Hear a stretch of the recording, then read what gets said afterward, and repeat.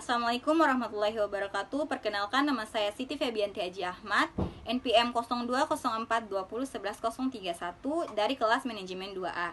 Di sini saya akan memenuhi tugas dari Bapak Dr. Jufri Jacob, di mana saya akan menjelaskan terkait bab 4, yaitu pengukuran variasi data. Kita mulai. Yang pertama, ada jenis pengukuran variasi data. Pengukuran pusat data hanya menggambarkan pusat data tetapi tidak mencerminkan tentang persebaran atau variasi data.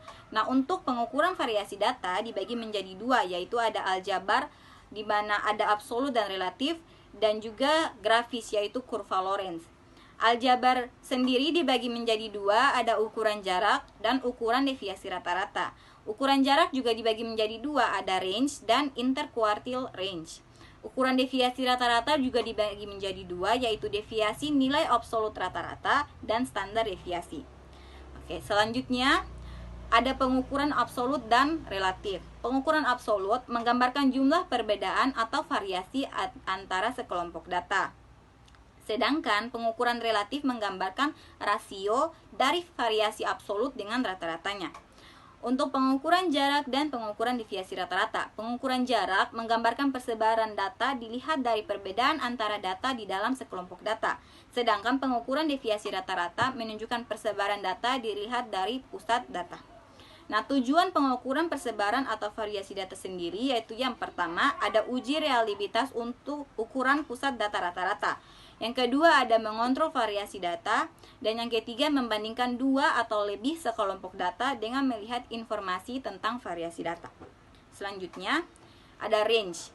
Range merupakan perbedaan nilai terbesar dengan nilai terkecil di dalam sekelompok data. Nah, di dalam data tidak berkelompok, range dapat dihitung dengan menghitung selisih antara nilai tertinggi dan nilai terendah. Misalnya, nilai tertinggi dan terendah nilai ujian statistika kelas 2A manajemen adalah 89 dan 50 dari sebanyak 40 mahasiswa. Nah, maka besar range-nya yaitu 89 dikurangi 50 sama dengan 39. Untuk data berkelompok, range merupakan perbedaan antara batas atas kelas terakhir dan batas bawah kelas yang pertama. Oke, selanjutnya di sini ada contoh range data tidak berkelompok, di mana ada waktu tunggu nasabah yang melakukan transaksi Bank Mandiri Syariah dengan sampel sebanyak 50 orang.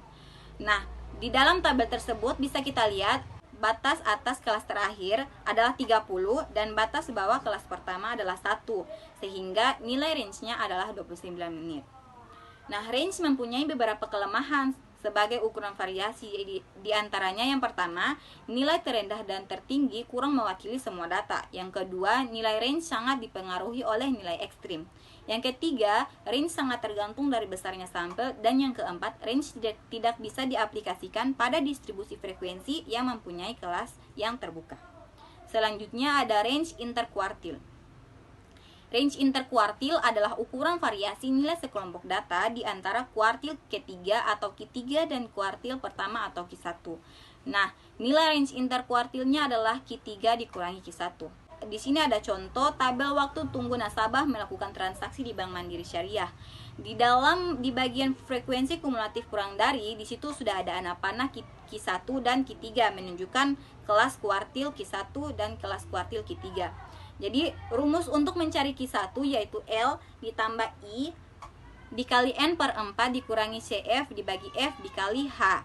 Nah, L sendiri adalah TPI bawah kelas. Nah, di sini bisa lihat TPI bawah kelas Q1 adalah 6 ditambah I adalah kuartil pertama, jadi satunya tidak ditulis, dilanjut N per 4 yaitu N adalah jumlah data sebanyak 50 dibagi 4 dikurangi CF adalah 8 yaitu frekuensi kumulatif kurang dari sebelum kelas kuartil, jadi di situ 23 kelas kuartilnya, jadi frekuensinya adalah 8 dibagi dengan F atau 15, jadi frekuensi di kelas kuartil Q1 adalah 15 dikali dengan 5 atau H adalah panjang kelas, jadi hasilnya adalah 6 ditambah 0,3 sama dengan 6,3.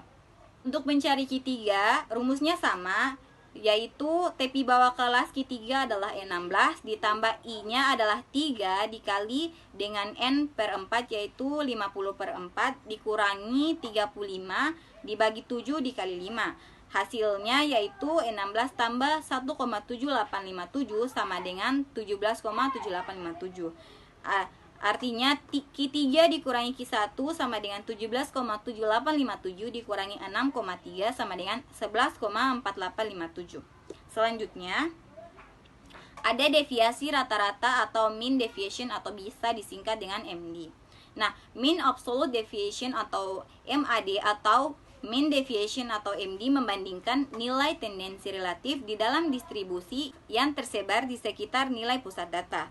Nah, untuk deviasi rata-rata tidak berkelompok, rumusnya yaitu MD sama dengan sigma nilai mutlak dari X kurang X bar dibagi dengan N, di mana X bar adalah rata-rata sampel dan N adalah jumlah sampel. Untuk deviasi rata-rata berkelompok bisa dicari dengan MD sama dengan sigma F nilai mutlak dari X kurang X bar dibagi dengan sigma F, di mana F adalah frekuensi. Di sini ada tabel volume penjualan sepeda motor dealer Amanah dan Barokah. Bisa dilihat. Selanjutnya, MD dealer Amanah itu sama dengan 14 dibagi 6. Hasilnya adalah 2,33. MD dealer Barokah sama dengan 36 per 6 sama dengan 6. Artinya, volume penjualan sepeda motor per bulannya di dealer Amanah rata-rata berbeda sebesar 2,33 dari rata-ratanya, sedangkan dealer Barokah volume penjualan per bulannya rata-rata berbeda sebesar 6. Oke, selanjutnya ada deviasi rata-rata data berkelompok. Di sini bisa kita lihat ada tabel keuntungan perusahaan yang terdaftar di Bursa Efek Indonesia. Nah, pertama kita mencari X barnya terlebih dahulu. X bar sama dengan sigma FM dibagi dengan N, sama dengan 3030 dibagi 100 sama dengan 30,30. Jadi MD-nya adalah sigma F nilai mutlak dari X kurang X bar dibagi sigma F sama dengan 1220 dibagi 100 sama dengan 12,20. Selanjutnya ada varian dan standar deviasi. Nah, untuk varian populasi sendiri rumusnya adalah varian kuadrat sama dengan sigma X kurang nu kuadrat dibagi N, di mana nu adalah rata-rata populasi dan N adalah jumlah populasi. Untuk standar deviasi populasi rumusnya yaitu varian sama dengan akar dari sigma X kurang nu kuadrat dibagi dengan N. Oke, untuk data tidak berkelompok, varian sampelnya bisa dicari dengan rumus S kuadrat sama dengan sigma X kurang X bar pangkat 2 dibagi N kurang 1, di mana X bar adalah rata-rata sampel dan N adalah jumlah sampel. Untuk standar deviasi sampel, rumusnya yaitu S sama dengan akar dari sigma X kurang X bar kuadrat dibagi N kurang 1. Oke, selanjutnya untuk data berkelompok, varian sampelnya bisa dicari dengan rumus S kuadrat sama dengan sigma F dikali M kurang X bar kuadrat dibagi N kurang 1, di mana F adalah frekuensi dan M adalah nilai tengah. Untuk standar deviasi sampel, S sama dengan akar dari sigma F kali M kurang X bar di pangkat 2 per N kurang 1. Nah, di sini ada contoh data tidak berkelompok, varian dan standar deviasi penjualan sepeda motor dealer Amanah dan Barokah. Bisa dilihat tabelnya. Oke, selanjutnya varian dan standar deviasi Amanah yaitu SA kuadrat sama dengan sigma X kurang X bar kuadrat dibagi N kurang 1 sama dengan 42 per 5, hasilnya 8,4. Standar deviasinya yaitu ada SA sama dengan akar dari 8,4, hasilnya adalah 2,8983. Untuk variasi dan standar deviasi Barokah, di sini variannya yaitu SB kuadrat sama dengan sigma X kurang X bar kuadrat dibagi N kurang 1. Hasilnya sama dengan 376 dibagi 5 sama dengan 75,2. Untuk standar deviasinya, SB sama dengan akar dari 75,2 yaitu hasilnya 8,6718. Nah, contoh variasi dan standar deviasi data berkelompok. Bisa dilihat ada tabel umur pekerja perusahaan garmen.